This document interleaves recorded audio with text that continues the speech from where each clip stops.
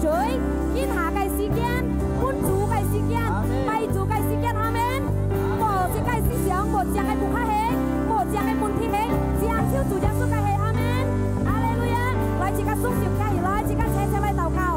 阿親愛嘅天父，在耶穌基督名，感謝你主，感謝一個愛恩睇本愛到啥，感謝一個恩典是吞吹愛到嘅神法中，所以見當照，愛到晒兄弟姊妹，但愛到渴慕嘅心，但愛到晒啲歡一嘅心，愛到嚟聽，愛到嚟笑，愛到打開，愛到嚟口，愛到嚟敬拜上帝，愛到嚟讚美上帝，因為頭愛到啥啲，愛到敬拜嘅上帝，係全能嘅上帝，永生嘅上帝，能叫做提示嘅上帝，能叫做先知嘅上帝，係相信那見當照，上帝做一個先知，上帝嘅提方案要降下嚟，每日扎一個聖言見當照嚟計，係相信見下來自己朋友計，加自己轉自己就先嘅真善，就先嘅真樣，帶上帝嘅福傳，感謝你主耶穌上帝，自己做事好了，自己切切嚟講，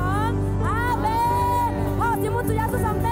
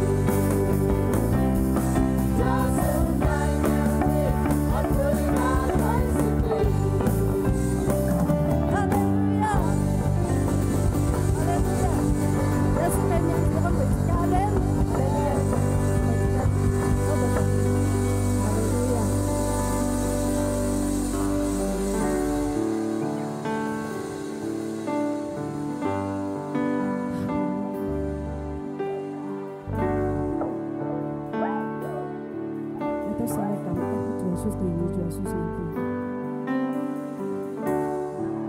Din bumi itu saya songsin. Junjan itu saya lekin pai. Ninen kêu kai Chúa.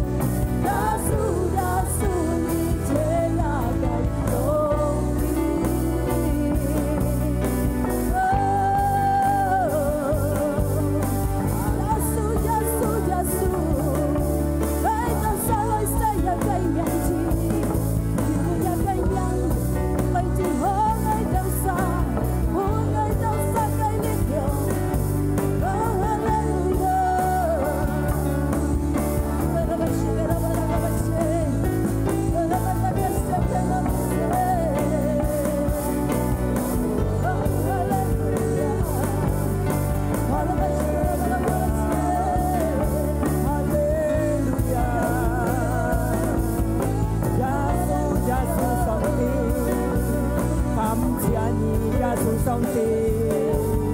哈利路亞，感謝你嘅生命，感謝主耶穌，耶穌上帝，愛到安息有你，感謝你嘅恩典，哈利路亞，哈利路亞，伊那瑪利亞拉巴拉亞拉布。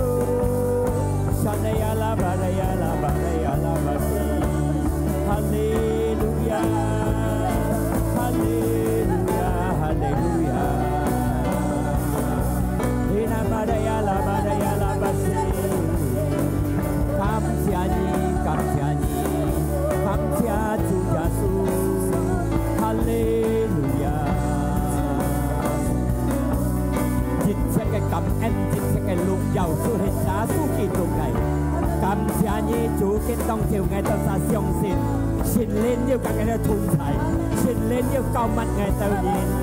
感謝你主見當朝愛到，有人能夠拜你，能夠嚟讚美你，隆重都係上帝嘅恩典，哦，感謝你嘅恩典，感謝你主見當朝呢，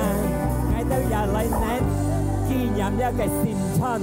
都係講到主耶穌嘅愛安排，對呢世間嘅人類嘅方面，你愛嚟到世間出世，變人類係耶穌基督，死在十字架，為了咩呢？都係為了擔愛到人嘅罪惡嘅方面，每人相信其實都得到永遠嘅生命。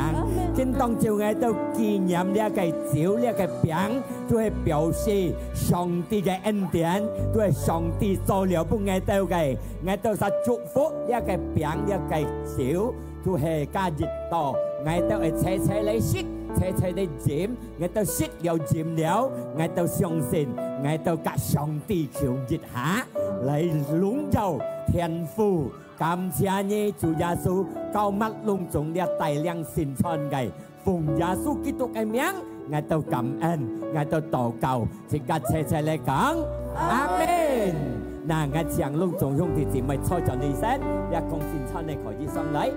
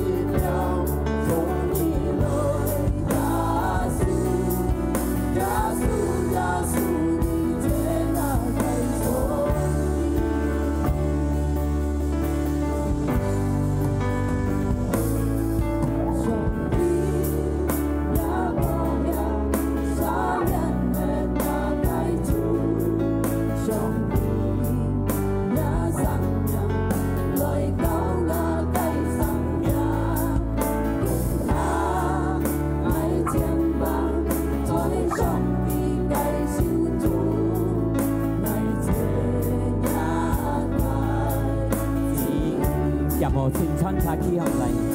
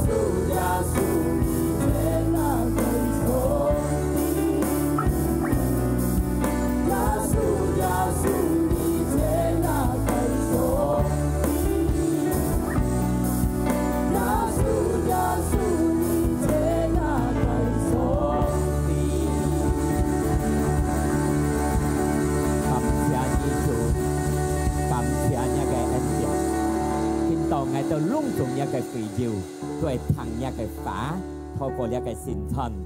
ช่วงที่สิไม่สิกาแค่ห้องยาไก่เปียงไรใช้จินเสียวสิกาเจ็บเหลียวไว้สิกาแค่ห้องสิกาทางยาสองตีไก่ฝา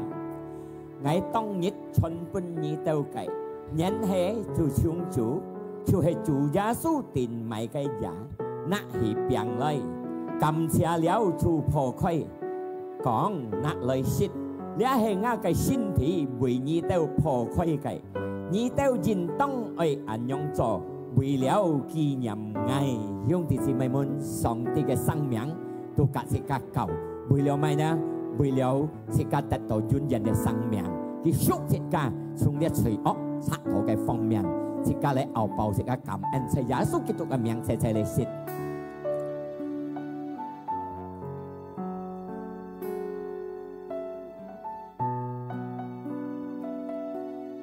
cái chuyện chiều xe xe nãy thì là cái quy lấy yêu chiều cái đó yêu ăn gốt thì cái là thằng sống thì cái phá xích heo ký gia trâu dọn nãy thì quy lấy còn là quy hay dùng nga cái dắt sổ lít xin dọc như tao mới linh xích cái xí heo ấy nhông cho quy đó hay kỷ niệm ngày như tao mới linh xích ra biển xích ra chiều hệ biểu minh chủ cái gì tận tèo kỳ lây chủ gia su kia ơi ăn thầy kia cái bảo hết liều ha lây xa miên xịt cả cái chuối liều ha lây xin chẳng xịt cả cái sim thô cổ kia cái biến sóng thô cổ kia cái biến bảo hết xịt cả cái sim chung đạt到支持平đạt到支持xịt cả nén cảm giác trả sim來到天父嘅面前嚟接kia cái恩典在耶穌基督嘅名字嘅相信，一個齊齊嚟佔，一個嚟感謝主，一個齊齊打開口嚟讚美佢感謝佢，一個嚟感謝佢，哈利路亞，感謝你，感謝主耶穌，哈利路亞，一個破潮奔機，一個破潮奔主，一個愛安泰。Chia cái em tiền ăn thầy, chia cái lệ chăn mi kì, chia cái xe cái miệng.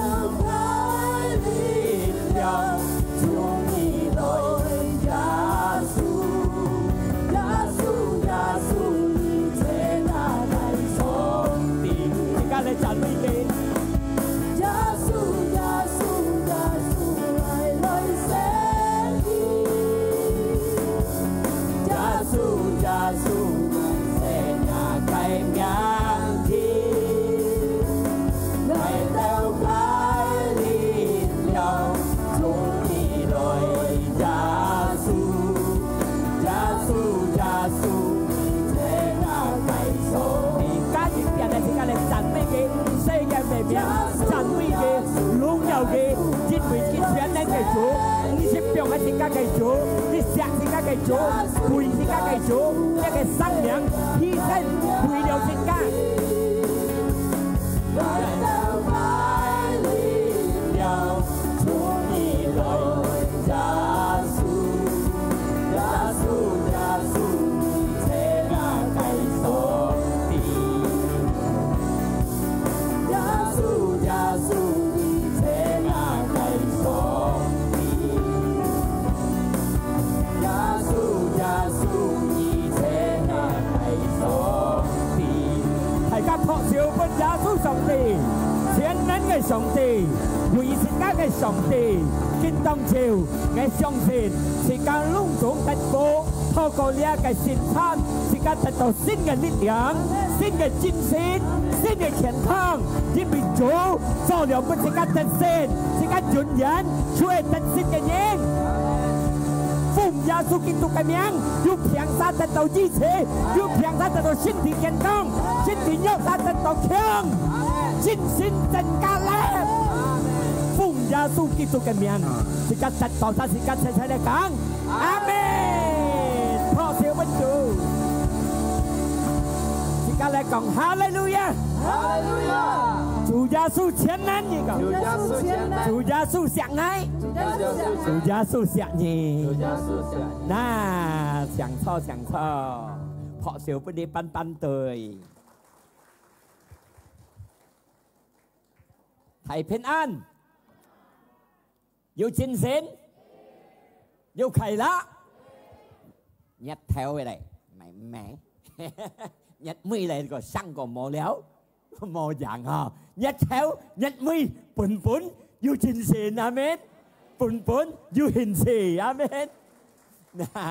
ngài xong xin sĩ ca theo ya họ mi ya họ ta tập yêu chặt khải lọ nhưng vì thấy chủ giá số lý miền sĩ ca tật tổ cái bình an tật tổ cái hỷ lọ tật tổ cái ân tiện amen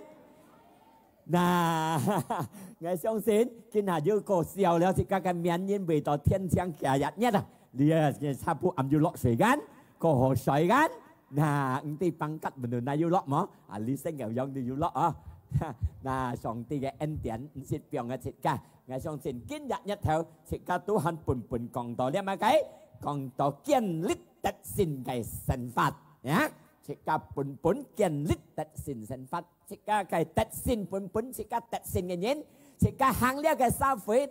sit ka ơi mấy nhất ai lấy xin hằng, ở lấy phú liệt tật sinh cái lũ tam mai na, nhưng bây giờ cái sai xa phú liệt hết đó, mấy nhất thì cái hằng xin hằng, đều chỉ cái trần chân ngọn, mà cái gì cái tùy phù hay mà na, dạ hằng xong điểm chỉ đón nhỏ hằng, một chú hành xếp, một chú hành còn ở sợi mũ, tapi sĩ kiến tì cái hằng, anh tôi cùng cho ở trò hay mà na, cái tôi hay liêu cái trần chân nhàng, là rồi chỉ cái sẽ hay lấy kiên lít tật sinh liệt cái sinh phát, chỉ cái lấy dùng cung, lấy tùy phù, lấy xa phù cái, có dòng cái lũ, có dòng chỉ cái tùy phù cái, chưa hay liêu chỉ cái tùy trần nhàng, rồi chỉ cái mấy nhất hằng hỉ lấy, chưa hay liêu trần chân nhàng tùy liêu xa phù hay mà na. 但係只個主耶穌嘅人啊，只個熱天要得勝嘅路，因為到聖靈大家同齊，聖靈時常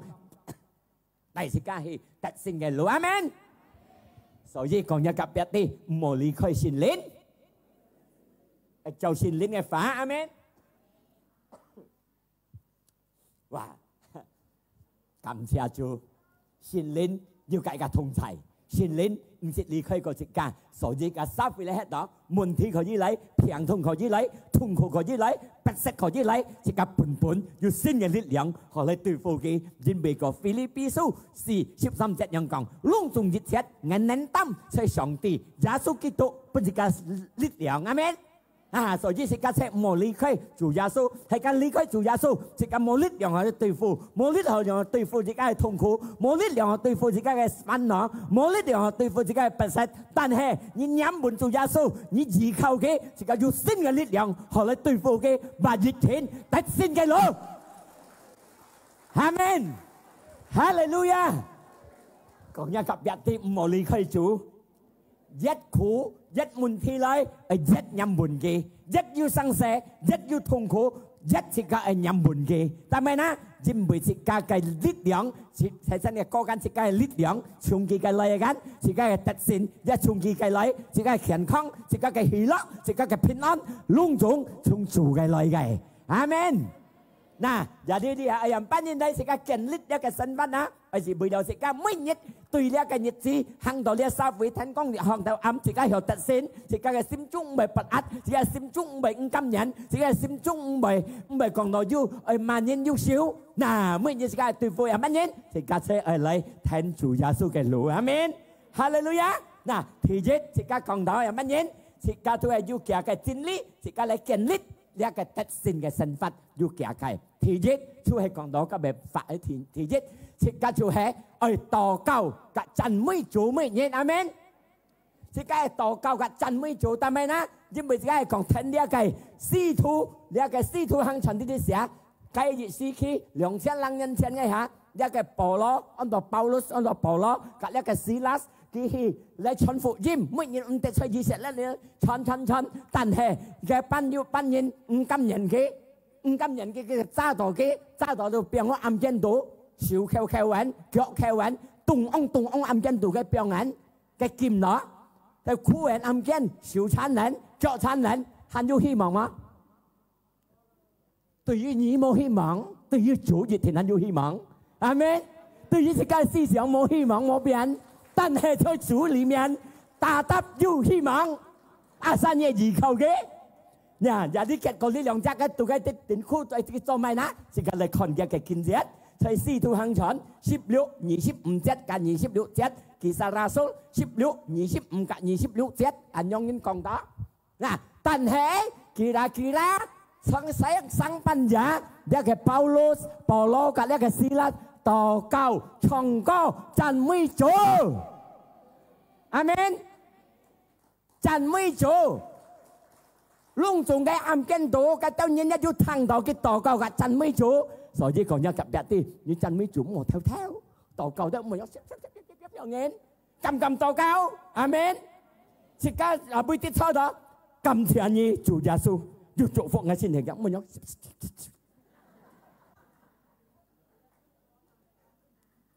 係冇啦咁禱告呢個前南見人聽到嘅禱告前南見人聽到嘅讚美主然後接下你是看那個26節真係食家禱告食家善眾人有冇跳小呢看到你得個咪係講到世界幫擺隻艾利伊曼艾利講你就醉咯樣有啲時間咁禱告出嚟出生嘅阿們啊接係但係咪發生提前哇講到冇人相信禱告讚美主提前10分鐘嘅提前知道嗎計你到暗間嘅門口暗間門嘅門口生下打開嚟攏總脫黑暗間讀到傻痕痕相信啊唔相信你嘅第二曉的可能嘅16ngày mà cái số đồ hiện tại số liền ngay xịt lót lèo ngày mai đó tiền khu ăn lót tàu cao nhân màu xa la bây giờ bên một xí tao phải lót âm kết lót thì tàu cao lót còn nhẹ nam men mê tiền khu màu xa la nôn nhá như con leo đi lượng trạng nhân lót leo nghe tiền khu đồ âm kết xíu khai quán但係嘅禱告嘅讚美主唱歌讚美主所以是家做上帝那最冇哈利路亞你係曉唱阿們最冇哈利路亞你係曉唱嗎啊曉緊啊日下讚美主日下禱告暗間嘅門三馬嘅家刺筒打開嚟你講一夾邊你話到你係要刺筒開嘅門啊所以冇嚟啊幫擺到要刺筒開嘅門啊係冇啊禱告讚美主嘅門打開嚟 cái tao cái muốn cầu lung chúng khăn khăn hết thật hết cho sân kia lý lòng giặt chuyện âm dân môn à cái gì chết cả tập đập chú lý lòng giặt xin kính tụ còn cái mô chốt cái bún cái nhau âm dân theo chỉ sát nhau mô chỉ sát cái còn hay béo sa mô chèo bún sẽ lý tụ à cái chèo xí cá bìa sa ô tình của âm dân vừa muốn nhà khơi chi phiếu chèo cái lòng giặt mô chèo giờ đi nghe còn lung chúng không thì mày thằngยังไงเพี้ยนหาจนสิกาแกสันฟัดนี่ไอ้ตัดสินกับสันฟัดยูมาแกคู่เรานี่เลยฮะยังไงพินอ้อนตินคู่เราตินทักต่อยังไงไข่ล็อกตินชั้นต่อตินทักต่อพุ่นเพียงทงชั้นต่อพุ่นเพียงทงคิมต่อให้มากันยังหีล็อกมาแกชั้นต่อทักต่อแล้วอัมเกี้ยนตัวคู่กันต่อจันไม่จูต่อเก้าลุงจงนั่นแก้วทัดทัดอาเมนให้ไม่ชั้นต่อนี่เลยฮะพินอ้อนมาฮะ讚美主禱告，公婆嘅平安良家合作時代探吃禱告讚美主，佢舒服咗你，阿門。陳意嘅慈思善，唔甘人善，隆重出吃，所以是家只虔虔讚美主，虔虔禱告，隆重咪即刻冇辦法嘅，隆重咪即刻冇攞出嚟，佢暗間度嗰度要攞出嚟冇緊。啊，表示是家嘅身法，是家冇攞出，門體塔到冇似到冇攞了，冇希望了，隆重定塔到，隆重定受踢，隆重似到冇盼望，但係喺講隆重兄弟姊妹聽，唔冇塔踢禱告，虔虔讚美主，能夠主做先家，隆重親意嘅，隆重敬意嘅，隆重塔意嘅，能夠塔踢，阿門。就算你都係個顯呢個樣去做，但邊你都冇顯人做，破車邊做？阿門。硬啲隆重兄弟姊妹，你係本物嘅酷度，本物嘅親度，本物嘅手睇滿路似度，但係我出嚟講隆重兄弟姊妹聽，透過呢個保羅嘅經驗，佢良心嘅經驗，佢讚美主，甘讚美主。甘唱歌伴主，甘禱告，善者發聲，善者發聲，阿門。有啲人喺食街係講，電腦要問題要痛苦，咩講？哎呦，我睇到好笑，我騙我，放我，咩用嘅？禱告讚美主，阿門。咩用？煩我，向我，死我，睇到冇騙啊，咩用嘅？阿門。mang thì cả chiều打開口來，一條心來讚美主。我相信每日人知道心中裏邊不實間，唔係間。每日人知道心中裏知道一個身份冇羅行知道間，做假唔係，做叻唔係，叻又唔係，知道冇辦法知道冇羅間。日記翻嘅講隆重兄弟姊妹聽，唔好變黑一個禱告，唔好變黑一個讚美主。當你哋讚美主，上帝嘅平安降下喺你心中度，你得到平靜嘅心。當你得到平靜嘅心嚟講，你嘅思想靈，佢能夠開路俾你，你能夠聽落上帝嘅聲，透過你心中度你哋，佢講分俾你哋，你嘅問題係有乜行，你嘅痛苦係乜行。阿門。所以佢一邊點嘅禱告，讚美主。阿門。但咯，你都講嘅不康嘅，咪嗰啲嘅立會咧，我就做嘅講唱歌，讚美主。啊，沙上帝講你咩不康？阿門，哈利路亞，哈利路亞，哈利路亞。有問題要唱歌讚美主嗎？冇叫嘅啊！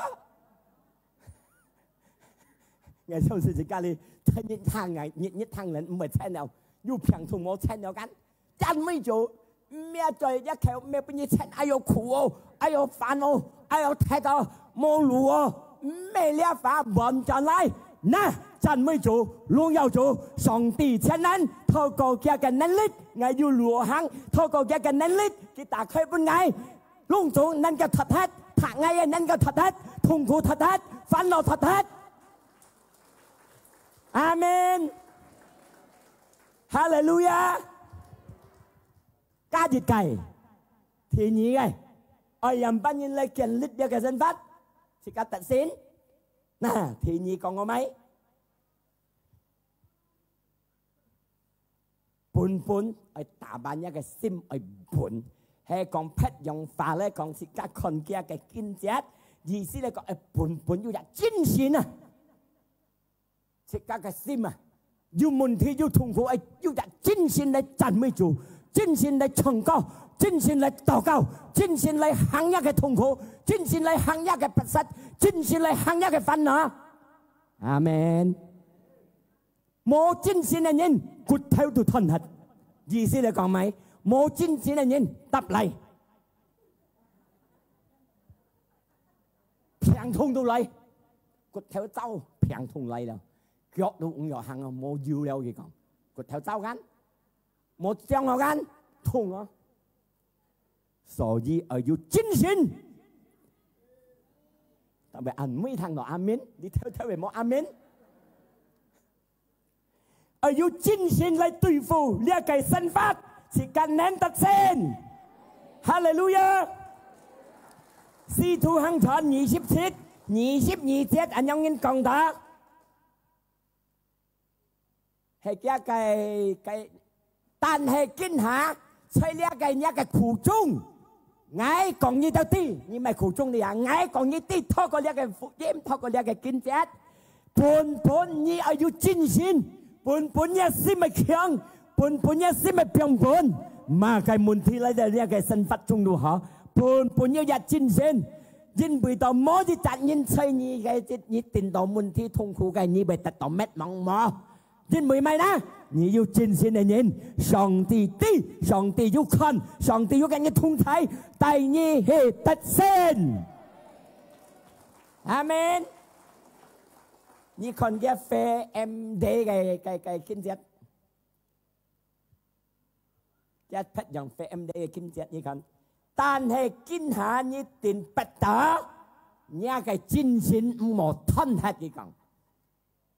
你個真善唔好吞下，表示你本要真善，你對付了要痛苦，對付了要問題，本要真善嚟對付佢，哈利路亞。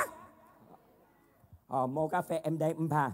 冇間你都看呢一個簽人書暗手17、22節，簽人書暗手17、22節，但係自己要真善，因為打冇真善嘅人骨頭就走，要真善自己要問題要痛苦，自己心中冇喜樂。心中要快樂，心中要平安，係會得車上帝嚟得，阿門，哈利路亞。簽人書17、22節咁樣講到，心中你快樂最好嘅藥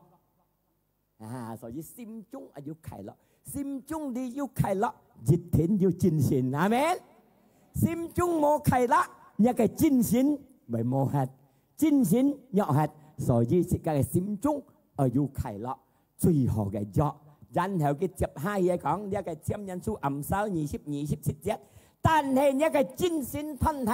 骨頭都走佢講啦。所以自己真善唔好藥，真善藥平痛都嚟，計嚟嚟嚟，他那痛，計平肩棒棒，腳身人痛，馬嘅都嚟了。所以自己嘅心中要喜樂，心中要快樂，心中要快樂，自己要前人嘅真善，阿門，哈利路亞。簽人書18、14節，暗手18、14節，按樣人講到，要真善嘅人能夠擔嘅嘅痛苦，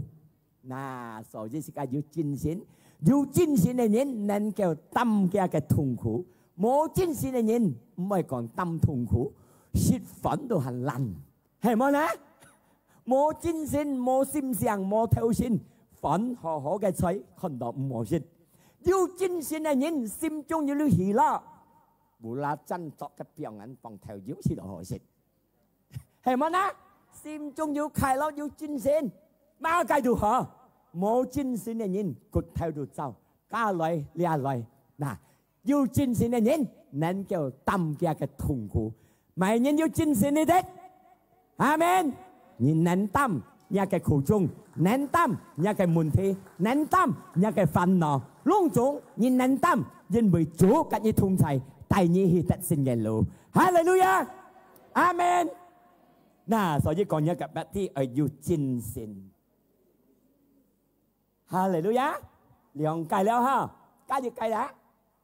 啊，講嘅，加熱計嚟，thì xăm còn đâu mấy?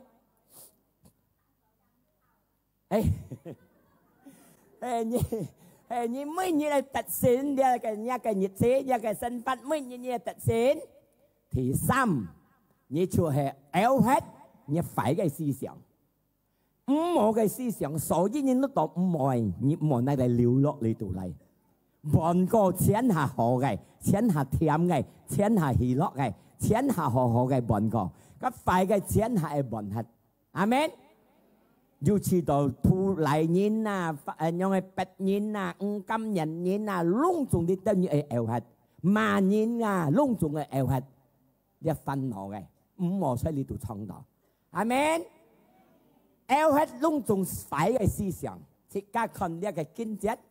chi thu 27, 18 到20 khi dầm ban còn đó. Để ký theo cái kinh nghiệm, tông cái sĩ khí, sẽ xuân tù cái phong hạ phong. Nhật theo đủ mô chút, sân đủ mô khăn đó, nhưng bởi ra cái thái phong dũng, xích phân thái, xích phân hiểu ngày phong dũng, chẳng ra cái xuân xoay bàn hỏi xếp cái đấy. Chào lý lại講冇喐gì đâu. Liêu chỉ cả lý xa phi hàng đó, bên各樣嘅風錢拋到，各樣嘅風錢嚟到只家嘅神法中，係咪風錢啊？當然咩講你出海嘅風錢，人家講你嘅風錢，人家欠你嘅風錢，人家罵你嘅風錢，病痛嘅風錢，煩惱嘅風錢，不適嘅風錢，痛苦嘅風錢，嘅兩種風錢，為嚟到只家嘅神法。阿們，只家人班人。即刻phải cái思想係 eo hết gì ai yo不要講對哦睇到萬人嚟一萬對在上帝裡面風前可以嚟但係嘅熱天得勝阿們你可以講愛nhau愛但係在上帝裡面愛熱天得勝你可以嫌愛可以罵愛可以講愛快但係在上帝裡面愛熱天得勝các phải eo hết cái mò đi tụ trong đó, tham mày na đi tụ trong đó, chỉ cả sim chung đi, biếng đó, cả hai bên cột theo chiều phùng cột theo chào hết, amen. Lung tung phải cái chỉ cả nốt thì em mò đi biếng đó, bon hết cái, amen. Khó nên lung tung hướng thì chỉ mày buộc khá tụ, phải chẳng nhớ sim kêu còn ngồi nhí cá nhong mỏ, phải chẳng cá nhong bị hiểm đó sim kêu như thế cá yêu xa làm mù phơi. Các phải cái eo hết kì. Amen. Ngay khi đó mỗi gì chặt nhìn ở chỗ phải bên nhìn. Lúc chúng ở chỗ họ. Chủ ma sang hà bởi hàng thô lộ. Chắc mà. Mới chặt nhìn như xin cứu nhà họ. Cá nhóm nhà họ sẽ cá ở như phổ hợp của khá tù. Hay á? Sẽ cá chỗ lộ nhìn mấy ở phổ hợp sẽ cá cái xin xịt phèn điều gì. Sẽ cá mà nó ở kia thật ở phải nè. Hay mà nè. Nà. Rồi gì sẽ cá sang hà. Dù mồ cái môn thi lấy tới cái sân phát. Chỉ cái eo hết kia phải cái. Amen. Chỉ cái yang hiểu tật xến. Hallelujah. Nhưng bởi ra con á, nhưng bởi đầu lẽ ship bắt chết yang講, nhưng bởi đầu ngay tao ship phun bún ra cái thái phong dũng, phao tao ship phun hióng ngay phong chiến, ship phun hióng ngay phong chiến, phao ngay tao khơi xíu eo lẽ son tuổi đồng gì. Son á chú khổ chỉ cái sân phát, chỉ cái hi đồ ban sân phát cái son. Nhà đi theo son nhà cái sân phát nhà mồ đúng gì ở eo hết mà những cái như eo hết cholia xin kinh này講kỳ tiếp á hi thấy cái dịch giả thì xâm nhất cái cái eo luôn dùng son tuổi đúng gì kỹ chỉ cả tan sa cái小eo mà những điều cái như eo lia phải cái思想你cả tan sa eo amen chỉ cả tan sa ở biệt hết amen chỉ cả tan sa eo cái lia phải cái思想chỉ cả tan sa bận hết cái bận個好嘅嚟Hallelujah, phun minh ngay còn mày sa phọ siêu bên chủ.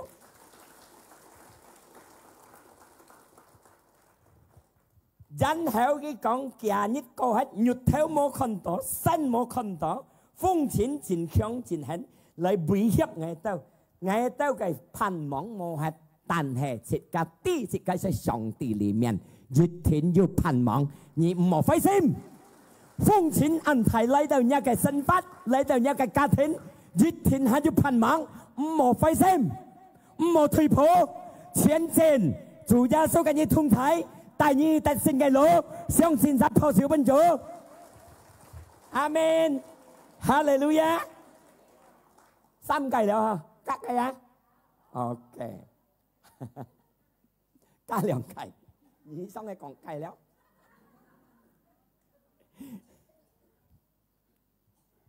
第4，人班人嚟自家對呢個日子，每日自家有特性。第4就係講到唔好驚當你得到要痛苦之時，唔好驚當你得到要痛苦。但係呢，一個經節咁樣講自家對你看嘅《使徒行傳》27:23節。因為到差不啱日雜天使從上帝嘅來嘅，就係我拜嘅上帝，我都係家嘅人家嘅子女嘅樣，企在我哋身邊嘅啲，接下嘅講佢講24節，佢講嗰啲唔好驚，即家上帝嘅阿那咩講到人班人後，唔好俾啲驚嘅控制到，唔好驚，唔會驚。每責任達得為驚，但係唔好驚去搞大食㗎，食驚啊！係唔食驚，你係含義就個按喐嘅料幾多條皮啊，啥錢多條生嘢蛋糕啲咁多齊啦，佢就相對達得食個未驚啱啊，或者很正常，係唔會驚都唔正常。每責任類似驚你達得很要驚嘅先，係唔會驚食個唔啲危險係咪啊？先經咩搞大食㗎？唔會驚啊！但係佢講唔好驚，表示自己未驚啱。但係佢堅持講自己啲唔好驚，但係唔好驚，因為到自己看接下去，佢講唔好驚，因為到你包攞去向呢個皇帝啊！呢個唔是講嗱，接下嗰隻嘅堅持，自己看約翰48節，咁樣講到。但係唔好驚那經節交代自家那前出要嘅原因，嗱自家看嘅原因，約翰福音撒杜約翰48節咁樣講到，上帝喊自家唔好驚，係用自家當下嘅力量，自家當下嘅能力，一天還未驚，但係人班人將自家唔未驚。呢個約翰48節咁樣講到，在愛嘅內中唔會要驚啊，表示咧講自家未驚，但係講自家托上帝嘅愛，充滿落自家嘅思想，落自家嘅心中，自家便唔會人班人驚，一個唔好驚，自家條嚟行，阿們。因為咧約翰福音咪講，唔係福音約翰。約翰4書18節咁樣講到，在愛嘅內中冇驚，因為咧愛千萬嘅愛曉滅咧嘅驚冇係，咧上帝嘅愛千萬嘅愛係充滿咗自己嘅心中，能夠消滅呢個驚，呢個經節咁講到，所以自家係要得到上帝嘅愛，要上帝嘅愛自家唔係半日驚嚇嗬。人班人得到上帝嘅愛，全滅嘅上帝，但係人班人就叫嘅愛充滿咗自己嘅心中，自己變咗就愛真正嘅愛，真正嘅愛自己心中都唔會有私批嘅心，自己係有就愛嘅心，心中都有愛，自己變唔會有消滅呢個驚，阿們，因為呢個經節講真正嘅愛都有消滅呢個驚嘅方面。因為到呢個驚，上帝唔合意，為要處罰，自己唔好俾呢個驚嚇到。有啲人班人啊，結果呢，自己係要得到上帝嘅愛。你責任係冇上帝嘅愛，冇按規條例對付，撇責任良人，撇責做何本人，撇責做咪本人，冇要責千萬上帝嘅愛，按自私嘅心。阿們，自私嘅心，熱天滿天嚟要變啲驚嚇到，係個日愛嚟行呢個世間，上帝嘅愛嚟帶領自家嘅行動，我知道呢驚即係能夠消滅hết透過上帝嘅愛，要在自己嘅心中分明曬破曉本就。阿門。嗱，我唱呢個教訓教古嘅生嚟，睇先係撒講要加計，佢生嚟我退下了。我講咗4屆了，你都我講1屆。mang ai nào hạ đi bài nào hạ đi bài lại na sẽ các khi ăn lại hương được gì mày muốn ngày xong xin kinh tông chiều du xì khai chính lý chỉ ca lấy chó chỉ ca lấy háng chỉ ca hiểu tật xin kiện lít tật xin cái sân phạt amen hallelujah thọ siêu phân chỉ ca chủ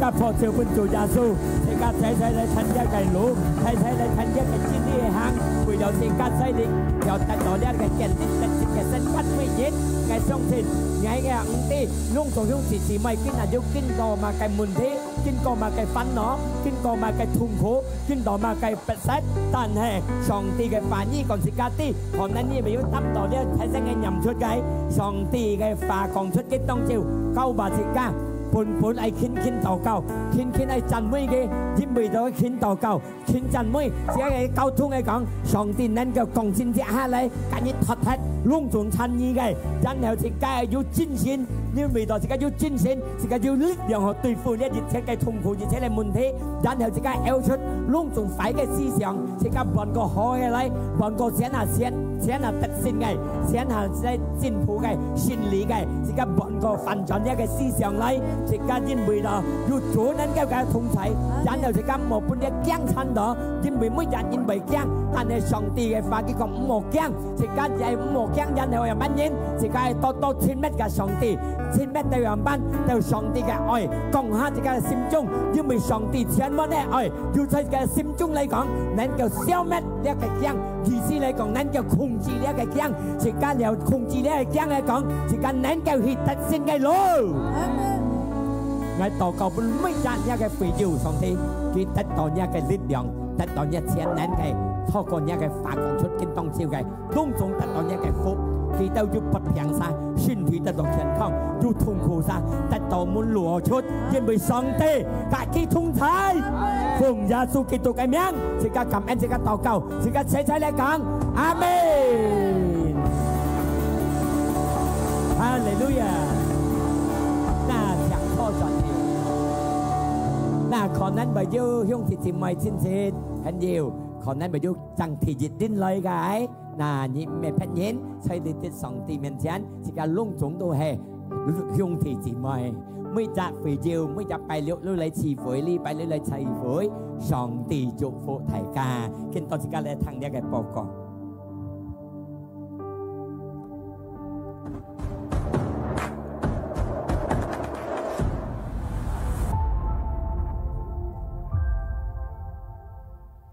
今下時間設計來半奉獻，弟兄姊妹奉獻入來先奉道氣，神會指示弟兄姊妹奉獻入盡相道氣，才背每屆。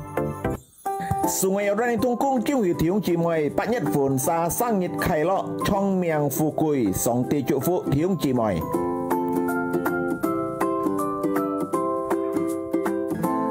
下開聚會每日拜六4點。青年少年聚會每日拜六6點半暗舞台。這個線堂有2輪聚會禮拜日，第一堂9點，第二堂6點。上帝祝福弟兄姊妹。